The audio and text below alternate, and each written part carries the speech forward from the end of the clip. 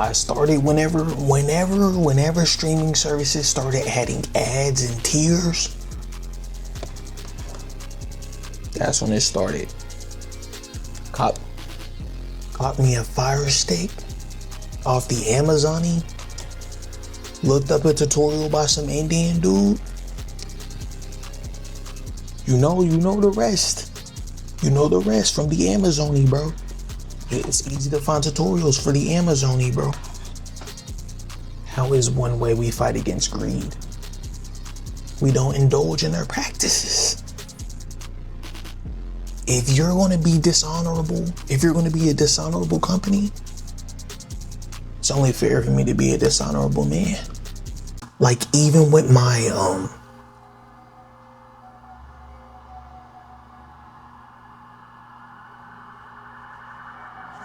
every night, bro. Every night, bro.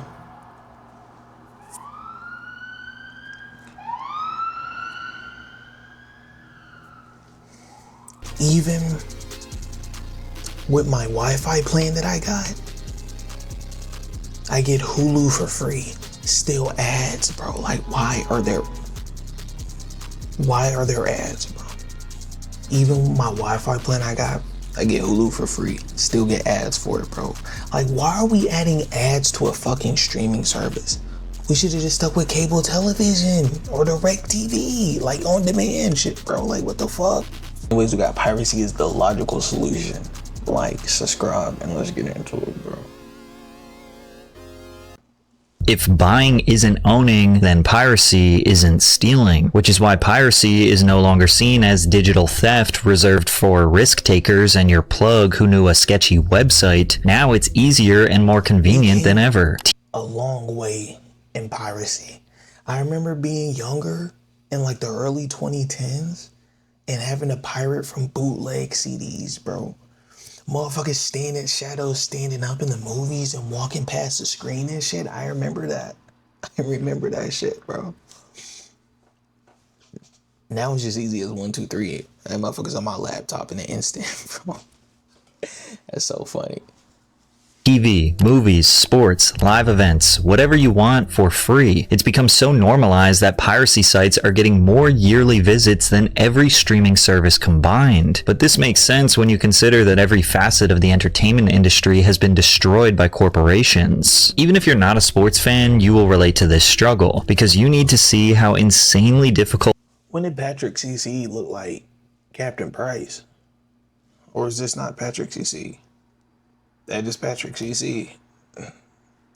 It is just to watch a basketball game. I live in Oklahoma City and I really wanted to follow the Thunder and the entire Western Conference a couple years ago, so I bought NBA League Pass for $110 for the season. Silly me for thinking that one streaming service would have every game. League Pass only lets you watch games that are out of market, which meant I couldn't actually watch the Thunder games because I live in Oklahoma City and those rights belong to the FanDuel Sports Network. And if the game was nationally televised, that was exclusively broadcast on ESPN or TNT, which meant I needed a cable package or another app like Hulu Live or Sling.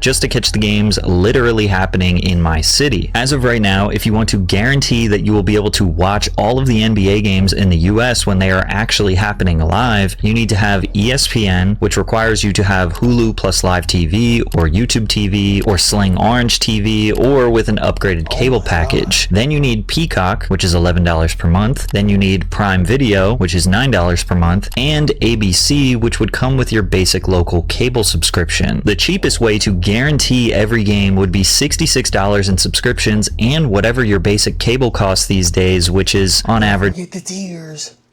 Don't forget the tiers. Why?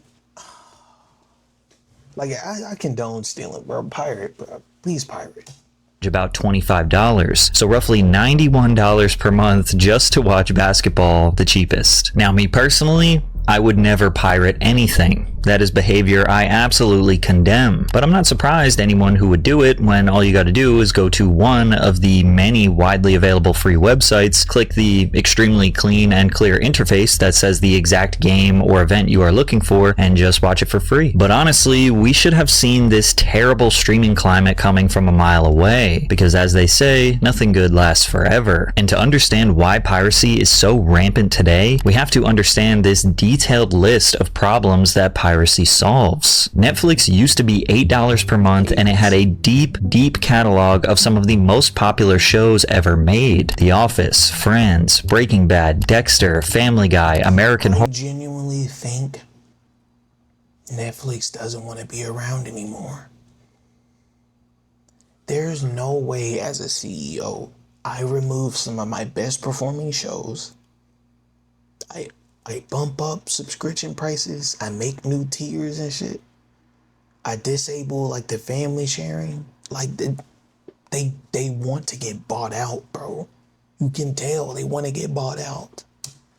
Horror Story, Pretty Little Liars, Law and Order, and even some Disney and Pixar titles. They had the Harry Potter films, they had Star Wars, they had classic movies like Shawshank Redemption, The Godfather, The Dark Knight. They even had Marvel titles before Disney Plus launched. It felt limitless, like the entire entertainment industry was in one app for the price of a fast food meal. Today, $8.99 gets you 9,000 shows you will never watch, and that's with ads. And if you don't want ads, no problem, that's $25 a month. Plus, every studio with a morsel of valuable IP decided to make their own app. So instead of one library, you get 10 half libraries, each charging you separately. HBO Max, $21 a month. Hulu and Disney Plus, $19 a month. Peacock, $17. Apple TV Plus, Paramount Plus, Discovery Plus, Stars Play, BritBox, and niche ones like Shudder, Crunchyroll, Acorn TV all jumped into the fight, each charging $4 to $20 a month. I sometimes have this thought like, man, I wish I could just pay one price for all of the streaming services grouped together, and then I realize that's what I hate too, bro. I genuinely hate you gotta have multiple subscriptions just to watch one thing. Some shows are only on Netflix, others are on Hulu, others are on Peacock, others are on Apple TV, Stars, like whatever, bro. It's like, I wouldn't mind paying for a subscription if everything I wanted was in one single place. That's it. But I got the Amazon-y now, so I don't got to worry about that no more. It's kind of what cable was, but streaming was supposed to be the solution to cable's outlandish prices and bloated packages, and yet they are slowly turning into the very thing they sought to destroy. Check out this old residential cable service price sheet from 1993. Just your basic news and weather channels was the same cost as Netflix when they first launched. Adding just 2 or 3 premium channels like the Disney Channel takes the price from $8 to $20 to $27 per month. This is actually insanely expensive for the 90s, especially when you consider that you did not get to choose what content to watch or when you could watch it. And of course, you still had commercials. Streaming solved all of these problems, but in 2025, almost all of these problems are back. I recently wanted to watch The Founder after doing research for my fast food video, but Netflix would not allow me to watch it since I pay for the cheapest version of Netflix that has ads. I was fucking scummy, bro. And look, you can't even watch. If you don't pay for the highest fucking plan, you can't even watch it in 4K.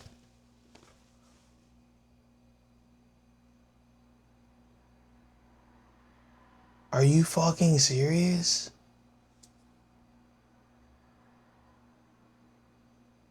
And then you're limited to a certain amount of shows? Like you don't want to be around no more, bro.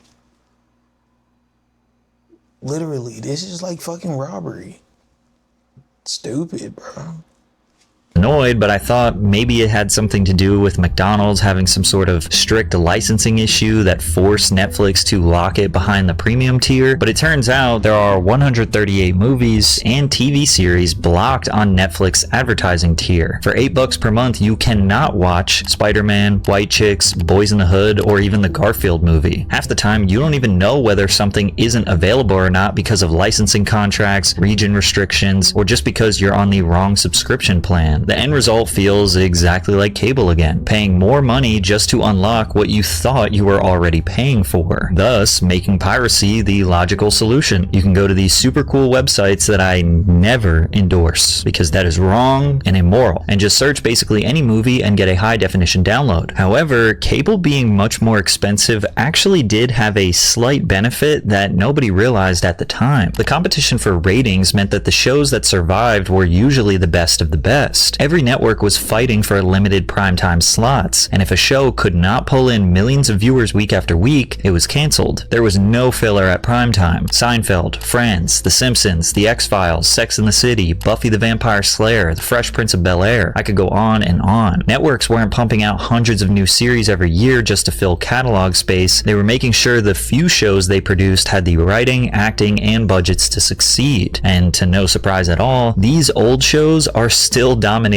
streaming services today. In 2022, Seinfeld racked up 19.3 billion viewing minutes on Netflix, making it the 10th most watched show of that year. Compare that to one of their most popular originals, Wednesday, which was everywhere in 2022. Viral on TikTok, Jenna Ortega was launched into A-list fame. It was damn near a monoculture moment, yet it still drew fewer minutes than Seinfeld, a 30-year-old sitcom. Shows like The Umbrella Academy and The Rings of Power pulled in about half the audience of Seinfeld. Cable forced networks to compete for your attention in a way that streaming doesn't. And to take that one step further, today shows and movies are literally designed knowing that people are not all the way paying attention to them. Netflix has leaned into what's called the second screen era, where they assume that most viewers are watching TV while scrolling their phones, cooking, or doing laundry. Hollywood writer, director, and producer Justine Bateman said, "I've heard from showrunners who are given notes from the streamers that this isn't second screen enough," which begs the question, why would someone give all of their attention to something that is only designed to be consumed with half of their attention? According to reports, Netflix execs are urging screenwriters to have characters announce their actions out loud so that viewers can follow along without looking at the screen. For example, "We spent a day together," Lohan tells her lover James in Irish Wish. "I admit it was a beautiful day filled with dramatic vistas and romantic rain, but that doesn't give you the right to question my life choices. Tomorrow I'm marrying Paul Kennedy." "Fine," he responds. "That will be the last you see of me because after this job is over, I'm off to Bolivia to photograph an endangered tree lizard." This kind of over-explaining feels completely unnatural, and real people don't talk like this. It makes what should feel cinematic like a boring audiobook. And look, I'm all for casual viewing. I know a ton of my audience casually watches my videos while doing other things. But also, I make low-budget YouTube videos that are free to watch, not multi-million-dollar films behind a paywall. I don't know about you, but when I watch a movie, I like to pay attention. By training viewers to expect content that doesn't demand their full attention, Netflix is creating an audience that's even less likely to pay attention. And the less they pay attention, the less they care about quality. And as long as they feel just entertained enough, means they likely won't cancel their subscription. It's almost like they are conditioning the perfect audience who will barely pay attention to their content or their credit card bill so they can increase prices while lowering the quality for an audience who doesn't even notice. In the cable era, a show needed to be excellent to survive. Well, not forever actually. This started to die in the 2000s. Once cable became the dominant form of television in America, the few companies at the top could now take advantage of their market dominance. Cable prices climbed 40% in just 6 years, jumping from about $34 in 2000 to $47 in 2006. Meanwhile, inflation only rose 14.3% in that same period. Cable companies such as Comcast, Spectrum, Dish, DirecTV, and Cox started bundling networks into giant packages with hundreds, sometimes thousands of channels. If you wanted to watch ESPN, you were forced to also buy Lifetime, QVC, the Golf Channel, MTV3, and whatever else they decided to shove into the bundle. You weren't allowed to just pick the 5 or 6 channels that you actually watched. And now, streaming companies are doing a similar tactic. They flood their platforms with new shows and movies you will never watch because adding volume creates the illusion of value, justifying their increasing price. Netflix alone released 589 new Netflix originals in 2024, just slightly over its 2023 total of 568. There can't possibly be nearly 600 new shows and movies worth watching every year, but it's all part of the bigger plan. Every year, Netflix originals slowly take up more of their catalog, and then they license less less. In 2022, over 50% of their catalog was originals. Now, some of these originals are good. Ozark, Queen's Gambit, Beef are just a few off the top of my head, but the rest are mostly filler. They are watering down their product to save money instead of purchasing valuable shows, because licensing the movies and TV shows you actually want to watch cost a fortune. In 2019, Netflix lost both Friends and The Office, two classic, reliable sitcoms that were some of the most watched shows on their platform, after Warner Media and NBC pulled the rights for their own services. To fill that gap, Netflix struck a massive deal to acquire Seinfeld, reportedly paying over $500 million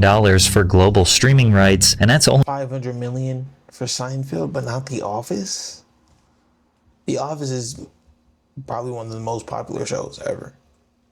For 5 years, so they would have to spend another fortune to keep the show. And this is the cycle we're stuck in now. Streamers don't want to pay billions to keep the classics that people actually want to watch, so they crank out repetitive, boring, low-budget originals that are literally designed for you to halfway pay attention to. Then they slowly raise the monthly price because look at all this new, fresh, original content we're giving you. And users have been conditioned to only watch casually anyways, so they barely notice the dip in quality. Plus, that's only one streaming service. Every company with a little bit of valuable IP started their own app, and they're doing the same exact system. Guys,